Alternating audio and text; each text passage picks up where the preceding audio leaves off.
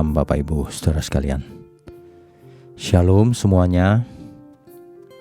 Saudara, kebenaran malam ini yaitu tentang fakta bahwa ada orang yang hatinya tidak tersentuh oleh kata-kata, tetapi langsung meleleh oleh tindakan sederhana. Contohnya, seorang suami mengantar istrinya ke pasar setiap pagi. Itu jelas bahasa kasih. Seorang istri membuatkan kopi tanpa disuruh. Itu bahasa kasih loh, saudara. Seorang anak yang memijat ayahnya yang lelah, capek. Senang banget itu pasti papanya. Itu bahasa kasih. Seorang sahabat yang diam-diam membayar tagihan temannya. Itu tindakan kasih yang nyata, saudara. Seorang jemaat yang membersihkan gereja setelah ibadah tanpa diminta. Itu bahasa kasih. Makanya kita semua ya, sebagai jemaat, sebagai pelayan Tuhan, anggap saja gereja kita itu rumah kita. Ayo didandani sama-sama. Dari hal yang sederhana, taruh satu pot tanaman di pojok, di halaman. Kan itu sederhana, saudara.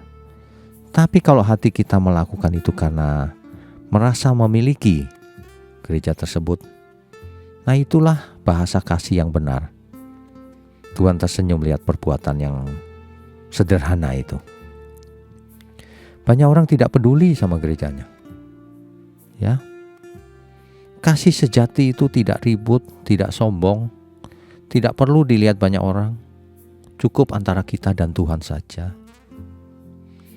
Ya, kasih itu hadir dalam tindakan kecil yang dilakukan dengan cinta yang besar. Makanya jangan banyak berteori.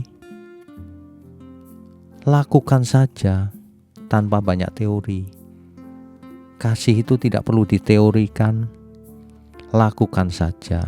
Yang penting dilakukan. Ya. Banyak jiwa yang hancur bukan karena kurang kata-kata yang manis, tapi karena tidak ada yang membantunya mengangkat beban hidupnya itu. Contoh sederhana, istri kelelahan mengurus rumah sendiri, suami main game terus, kan itu menimbulkan luka. Suami bekerja terus, istrinya tidak peduli, malah menghabiskan gaji suaminya. Iya kan? Susah saudara kalau keadaannya begitu. Anak ingin ditemani belajar, tapi orang tua tidak punya waktu. Kan itu bisa menimbulkan sakit di hati, saudara. Begitulah saudara. Jadi kadang orang yang orang itu suka pura-pura kuat. Padahal ia butuh dilayani, butuh ditolong. Dan yang bisa menolong orang-orang seperti ini bukan khotbah panjang. Hanya sebuah tindakan kasih yang sederhana. Lakukan itu, saudara. Lakukan apa yang bisa saudara lakukan. Sebab Tuhan akan menuntut apa saja yang bisa kita lakukan.